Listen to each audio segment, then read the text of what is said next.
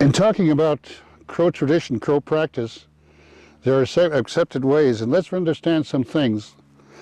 The Crow language is unique to the Crow tribe. It grows from the environment and the life ways of the Crow. The English language, as we know it, is a composite of many languages. All you have to do is look in Webster's dictionary and see the origin of the words that we use in what we call the American version of the English language. You'll find that those words come from a variety of people, and they come from various traditions. And in the Crow way, it's the same thing. Our words come from a strong tradition that's been here for generations. And in addition to the uniqueness of the tribe and the differences even in the sentence structure, because our Crow language is a little bit like the German, where we put, they tell us that there's a object, verb, subject. The German language is backwards, they say, because the English says they talk subject, verb, object. And so it is with the Crow language. Ours is object, subject, verb, object, verb, subject. But having said that, we also have a way of delivery. And when you have public speaking, when you speak in public, talking to an audience, or even a class, they ask that we have the right, the license, as handed down according to Crow tribe tradition, in order to speak publicly. In the old days, they said that the ones that could speak publicly were the ones who heard gunfire, who in the midst of the bedlam of battle made sounds loud. He says, I talk loud in a battle, therefore I have the right to talk loud any place. They had that right, and then they would pass that on. And from that we have what we call announcers. You've heard people call them criers. Criers who go through the camp announcing different events, preparing people for what's to happen in camp. They are called criers, but they're announcers. This is a takeoff on the old New England town system of town criers. Those were the speakers. And when they went out there and spoke publicly, they wouldn't say, you don't have the right. They say, when was it?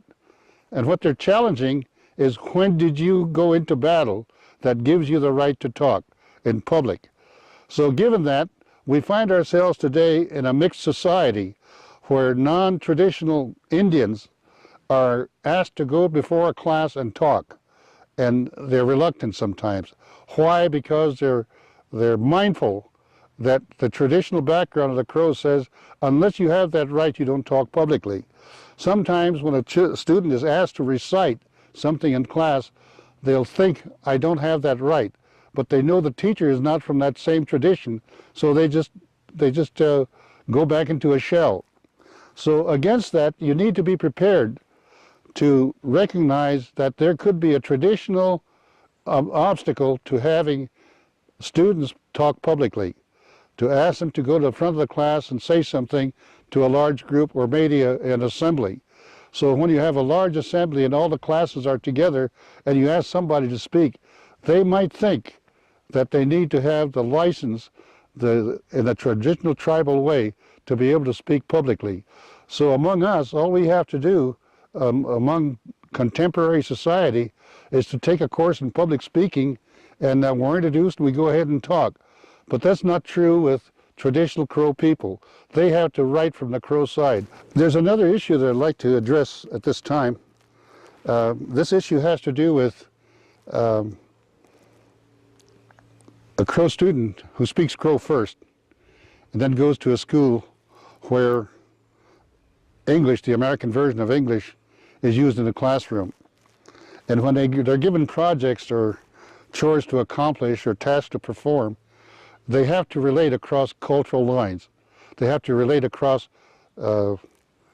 language obstacles, because Crow language and the English language are at opposites, especially when it comes to common usage. Let me characterize it this way. English language, an American system, is largely a language of terms. That is to say, you say a fireman, so he's a fireman. but that's a little bit descriptive. But then you say he's a captain, he's a lieutenant, he's a sergeant, and so on. And then you take a military man and you say he's a general, he's a colonel, he's a major, he's a lieutenant, he's a captain. Go to the Crow side, and what is ours is a descriptive language. We describe things. You say wheel, we say something that rolls. We don't say it's round, we just say it rolls. So we have a descriptive language as opposed to a term language in the use of English in this country. Example, when you say general, you say, ask a Crow, who's a general? He'll say, he's a soldier chief. Then you say, a captain, again. That's a term that says he wears bars and so on, has his level, but to a Crow, he's a soldier chief. And then when he's a colonel, he's the same thing, a soldier chief, and so on. And then when you say sergeant, he says, stripes on his bicep. And then 3 stripes, sergeant. Corporal, 2 stripes. Private first class. But when they get into the officers, from a lieutenant all the way to a general, they're soldier chiefs. So we describe them. And when we say a wagon, we don't say a wagon, have a term. We say wapatachia, something that rolls. That describes the wheels as they go. Let's go to a train. That's a fast wagon. That's something that rolls fast. But you say train. And then you say track. We say railroad track. It's a term. To the Crow, where a fast thing that rolls, a wagon, where it runs. So that variation can be very confusing to a first speaker in Crow that starts translating into English. So you give him a piece of paper, he looks at it, you're telling him that's a train. In his mind he's saying that's something that rolls fast, like a wagon. And then he has to translate. And then you say different things like a school. You say a majimua, where they count. That's our word for a school. And then you say high school. You say high school, it's just a term. With us, it's a majimuwako. And it goes on like that. And then when you talk about the Crow Agency, we don't say Crow Agency. We say where it's the bread house. Why? Because that's where they used to distribute flour. That's where the flour mill was located. So we don't call Crow Agency. That's where the bread house, where they keep the bread, where they keep the flour. So ours is a descriptive language as opposed to the term language of the English language. And the English language is very dynamic, and therefore it's not very accurate to some of the things that we have to use. Example, when we say a law, a Crow Indian will say, an opinion that's not to be broken, a word that is not broken, a word is not violated. So that's the law. So you go to the non-Indian side, it's a law, but we got violations going on all the time.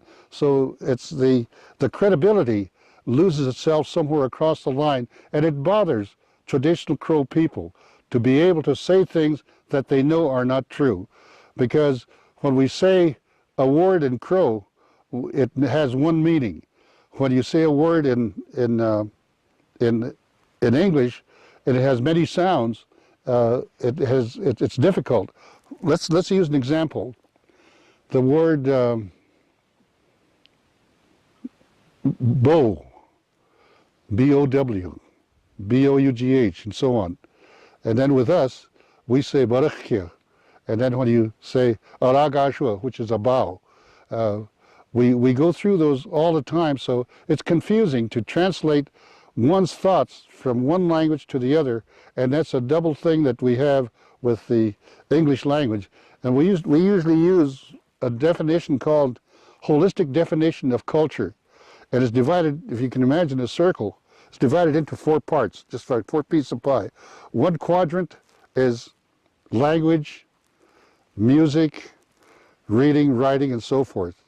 That's one quadrant, it includes badges. And then over here is the life essentials, food, clothing, and shelter, and health maintenance. And down here is thought, philosophy, beliefs, and so on. And then over in the lower quadrant, you have the social structure.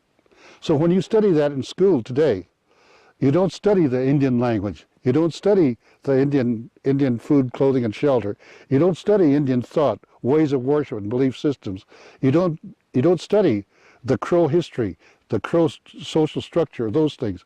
So that's why we say we're at opposite ends. So you need to be careful when you teach Indian children who are traditional and raised in a traditional way, because they can talk one way, but the meaning is different in the Crow language as said in English. I just thought I'd touch on that.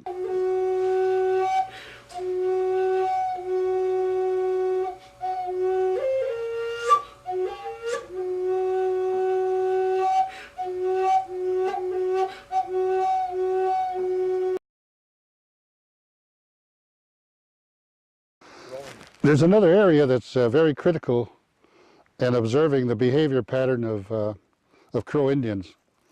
Our way of worship was here long before the white man came. And if you recall the book by Plenty Coups written by Frank Bird Linderman, he said that the Crows had their medicine bundles until the white man came, the missionaries came, and they said, "This is the wrong way. This is the way." So they told us about Christianity. And he said, we were so impressed that we threw our medicine bundles in the river. We threw our medicine bundles in the fire. We destroyed everything we had. We thought there was only one way until the next white man came. Then he said, "Oh no, that's not the way. This is the way." So we jumped to that one. And then he said, we did that for a while. Then the third white man came. Then he said, "Oh no, that's wrong. This is the way." It turned out that they're from different churches, and they said, you can only have one religion. That's contrary to the Crow way of worshiping, because the ethic of Christianity, which says you can't be a Catholic and a Baptist both, you got to be one or the other, no other, that does not exist among the Crow. I'm recalling Father Prando's journal, where he said, on this day I baptized 111 Crow Indians, suggesting that he converted 111 Crows. Then he goes on to note that these same 111 Indians would come back every Sunday. He was very proud of that. It was in his journal. On the other hand, the Crow perspective said this: those 111 Indians went to church that day, and according to Father Prando, they denounced every other way of worship, but they went out and had a sweat bath, they went out and had a peyote meeting, they went out and had a sun dance, they had a tobacco dance, they went on a fast, they did all these things, and then Sunday they came back. Why? Because they liked those little medals that they gave. They shaped them into earrings and necklaces and so on. And then also the people liked that hard candy, because those early Jesuits used to have crates of hard candy that was collected by the rich people and sent out to the missions so they could give it to their parishioners. Anyway, having said that, the different ways of worship among the Crow have high priority. So there might be an examination coming up, but there'll be a sun dance, there'll be a tobacco dance, there'll be a peyote meeting, there'll be a sweat bath this afternoon. They'll go to that. And it's just like Sunday to them. It might be Tuesday, Wednesday, Thursday, any day. But when there's a ceremony, this is the way they live, they'll go there. On the other hand, the Christian types will do the same thing. They have prayer meetings that mixes Crow way with the Christian way. And it's a little bit out of kilter with both sides, but it's a combination. And they become very fervent. A Crow worshiping and a Christian way can be a very devout church member. Therefore, you'll miss a lot of things just to be there for the church. And when you talk about the worship system, you'll find a variety. And you can't categorize all of them, because we say that the greatest enemy of Indian people is stereotyping. And that is what has happened so many times. So when you look at these people, one thing you got to be careful of is you do not stereotype them as far as religion, worship, and life ways are concerned. I just thought I'd do that. There's one area that bothers non-Crow members, and that's the attention that Indian people, Crow Indian people, give to what we call Indian holidays and Indian events. For example, when it comes time for a Sundance, they'll miss class, they'll miss work, they'll do anything. When it comes time for a family affair, a tribal affair, they'll drop things. Crow Fair, you can go into any of these communities, you won't find anybody home. They're all at Crow Agency. New Year's, Christmas, between Christmas and New Year's, you won't find anybody home. They'll be at the New Year's celebration. 4th of July, the same thing. Thanksgiving maybe, Easter maybe, but any holiday that you can find, they'll celebrate the Crow way. In addition to that, there are tribal holidays, and those tribal holidays can occur anytime. They say, it's full moon, so I got to do this. So they say it's a change of season. We're going from winter to spring. This is the time. The biggest holiday that we have are the contemporary practices of the Crow. Let's look at basketball, high school athletics. And when you go to a basketball game, a basketball tournament in Crow country or Indian country, and all the Indians from the state go there. The people from one end of the state go to the other end of the state to see Indians play Indians. Why? Remember this. Those basketball players in their teenage, those were the same age as our warriors in the old days, when the Sioux rode against the Crow, when the Piegan rode against the Crow, when the Crows rode against the Shoshone, against the Cheyennes, and any of them. Remember, these were teenagers. Our great leaders, when they were on the warpath, they were still teenagers. So today, at the height of their manhood, going into manhood, it's Crow against Cheyenne. It's Cheyenne against Sioux, Sioux against Crow. That's why it creates so much fervor that you go to Billings and they practically fill that big auditorium there because Indians are playing Indians. And when these Indian kids play someplace, they say, we're going to play the white people. We're going to go against the white people, and they go. It's a big holiday. Don't forget that. Basketball tournament is a great time for entertainment, but then we have Indian things like the hand game tournament. The hand game tournament occurs right around April, May. For the juniors under age 30, for the seniors above age 30. When that goes on, teams from Oklahoma will come here. Teams from other tribes will come here. All the teams from the districts of the reservation. There's so many that they'll subdivide the districts so that we have at least 12, 14 teams competing for thousands of dollars per team. And it's just a one-time thing, but it's important. They want to be there.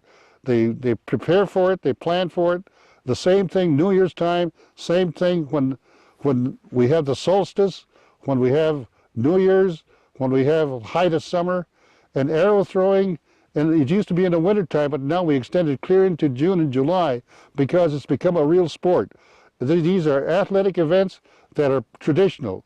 So those are events that you have to be mindful for when you're attending your work as an instructor and your students want to take off for these things. Watch for those.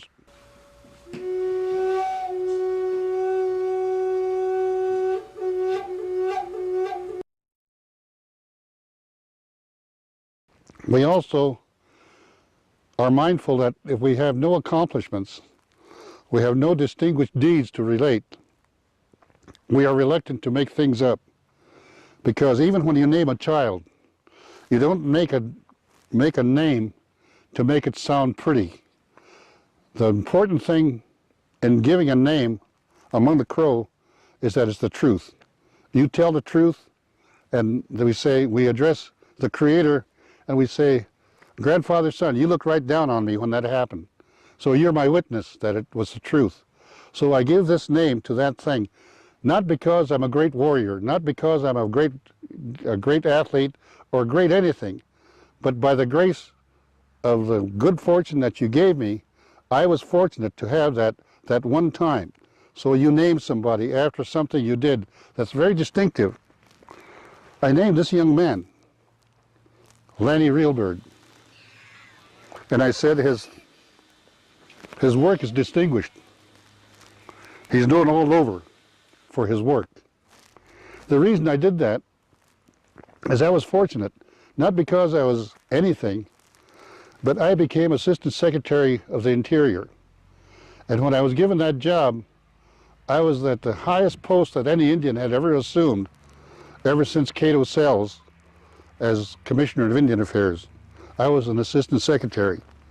And when that happened, back in 1963, I was fortunate. I was also given a Distinguished Service Cross as the highest civilian award. And I took this young man when he was a little fellow, just knee-high, and I stood under the sun and I said, "Old man grandfather, you were the witness. I was fortunate to have a job that was known all over the United States because it was in the congressional record, it was in the newspapers all over. He's the highest appointed Indian.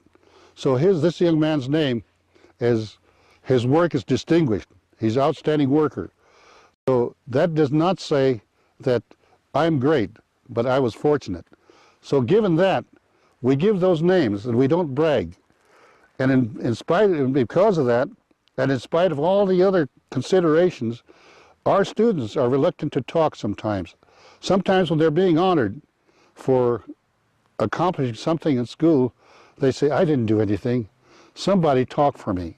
So they'll come to somebody else who has distinguished himself, and he'll say, I'll tell the story for him, for her, for him or her, with the hope that someday that she'll have her own story to tell so that she can talk publicly without bragging, and that she'll do it by the grace of a greater power. So we know those things. So when you ask somebody to tell your story, make a presentation, and they're reluctant, please keep that in mind. It goes back to the idea you don't brag, you've not been given the right to do it, or you don't feel that you're distinguished enough to go ahead and make these announcements and say, I'm a good student, I did this, I did that, and I'm going to do this. And we characterize white people as saying things that they can't even do. They say, I'm going to be the greatest thing, I'm going to be the president. We don't do that. We do it humbly. We do it in our own way. And then we tell ourselves, be twice as good as that white man. Otherwise, you're not his equal.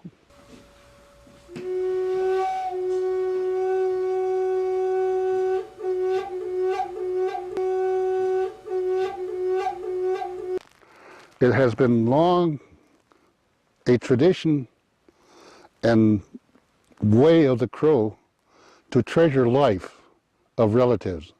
Like I said before, you measure wealth not by material things, but you measure wealth by the number of people you have.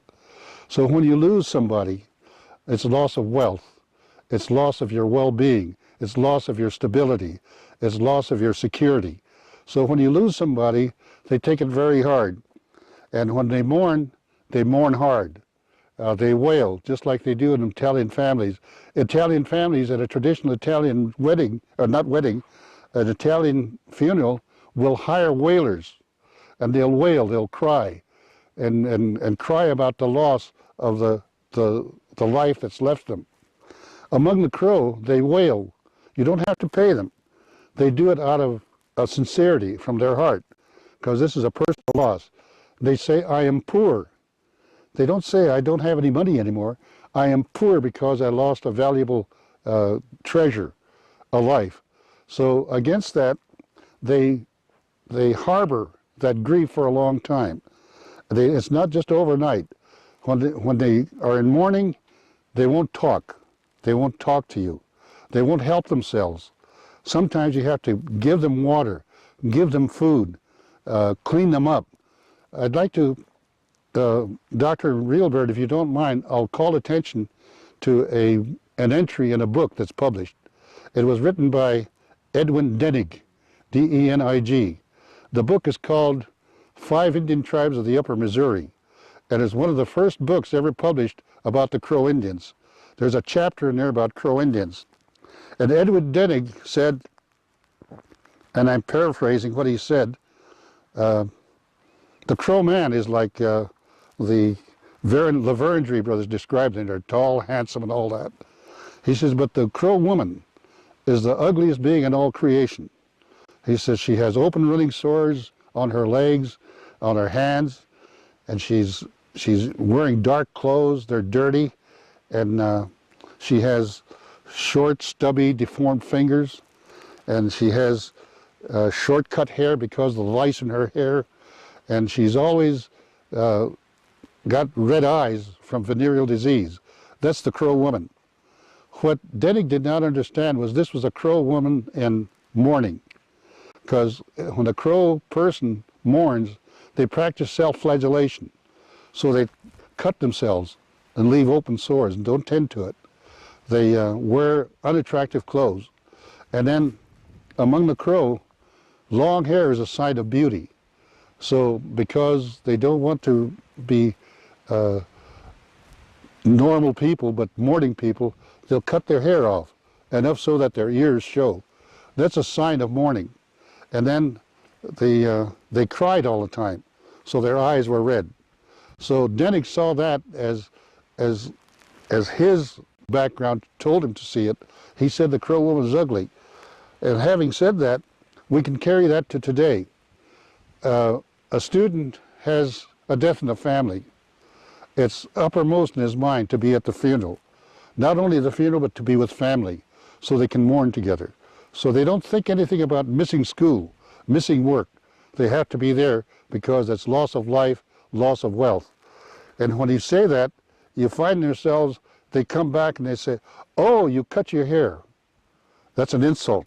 Because among the Crow, to be reminded that you lost your loved ones was one of the deepest insults, enough so that they would even kill when somebody insulted them and said, you lost your loved ones, and there's nothing you could do about it. So that's what that means. So we have to be mindful of that, because if there's a death in the family, I don't care if it's 20 states away, these students might want to be there. And then when they come back, you can't get them to participate because they don't talk publicly. They don't ask you to lunch. Sometimes you have to take them to lunch and make them eat. And if so that you hear about these feeds around the reservation after a death, that's a carryover of that old practice of the mourners not helping themselves. I just thought I'd touch upon that because it's a very critical part of behavior for these Indian students.